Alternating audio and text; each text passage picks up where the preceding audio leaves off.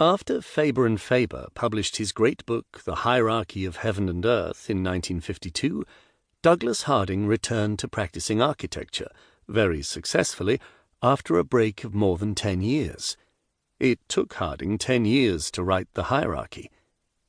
However, though Harding was now designing buildings again, he didn't give up writing. He didn't stop trying to share with the world his message about who we really are.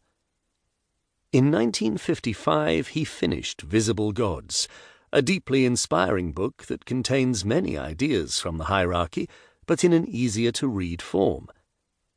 Harding did not succeed in publishing Visible Gods, so it is with delight that we do so now. Visible Gods takes the form of an imaginary dialogue between Socrates and 4 fictitious modern-day characters. Socrates' worldview is of a living cosmos, with man only halfway up the hierarchy of all beings.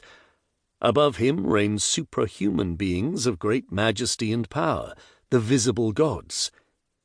The moderns with whom Socrates converses disdain his ancient Greek cosmos as primitive and false.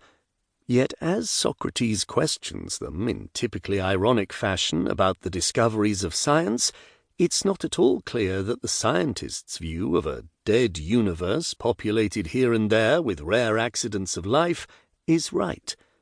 Indeed, the more the moderns argue their case, the more Socrates shows they are arguing his. The challenge we moderns face is to put aside our common-sense preconceptions about the universe and see and accept what science is telling us. I met Douglas Harding in 1970. I first read the original uncondensed hierarchy in 1975 whilst staying with Douglas. I was profoundly inspired. It opened my eyes to a new world. Later in the same year, I read Visible Gods. I must have written to Douglas about it, for he is part of a letter he sent me dated November 12, 1975.